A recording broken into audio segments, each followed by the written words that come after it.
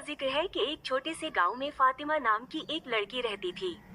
फातिमा को कहानियां लिखने का बहुत शौक था।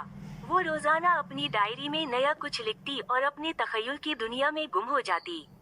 एक दिन जब वो गांव की कदीम लाइब्रेरी में किताबें तलाश कर रही थी, अचानक इसकी नजर एक पुरानी किताब पर पड़ी। किताब की जल्द पर एक अजीब निशान था, जैसे कोई जादुई निशान हो। फातिमा ने किताब खोली और इसके अंदर एक खूबसूरत कलम छपाहू था। ये कलम सोने की तरह चमक रहा था और इस पर एक सुनहरी धागा बंधा हुआ था। जब फातिमा ने कलम को हाथ में पकड़ा, इसके अंदर से एक अजीब सी तवानाई का एहसास हुआ।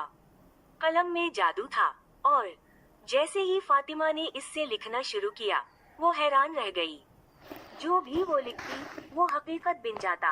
पहले फातिमा ने लिखा, एक जादुई दरिया मेरे सामने आ जाएगा।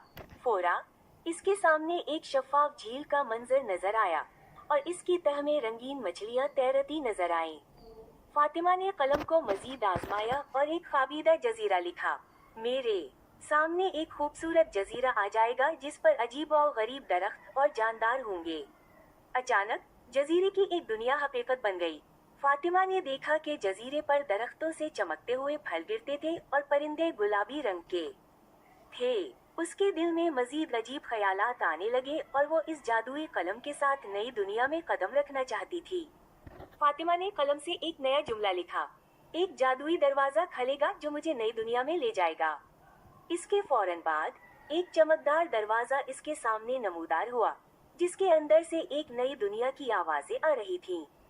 फातिमा ने हिम्मत करके दरवाजे से अंदर कदम रखा और इस नई दुनिया में पहुंच गई। यहाँ के दरख्त मुख्तलिफ रंगों के थे और आसमान में रंगीन बादल तीर रहे थे। ये दुनिया जादुई मखलूक से भरी हुई थी। सुनहरी झीलों में रहने वाले ड्रैगन, होशियार तेज चलने वाले हिरन और दरख्तों पर फल देने वाली परियां। फातिमा ने कलम से लिखा, मेरे साथ एक जादुई मखलूक हो जो मुझे इस दुनिया की सारी कहानियां बताए। फोरा इसके सामने एक छोटा सा बिल्ली नुमा जानवर जाहिर हुआ, जो एक दिलकश आवाज में बात करता था।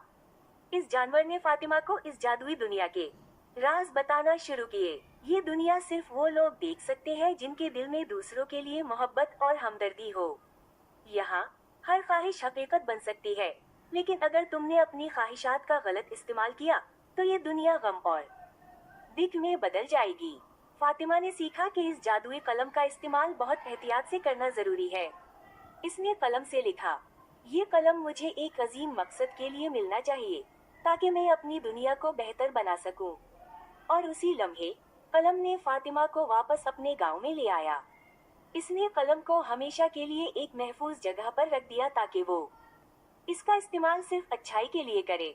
फातिमा ने फिर अपने गांव में एक किताब लिखी, जिसमें उसने इस जादुई दुनिया की कहानी और उसके जरिए सीखे गए इसबाक को बयान किया। वो जानती थी कि इस कलम की जादुई ताकत सिर्फ उसके लिए नहीं थी,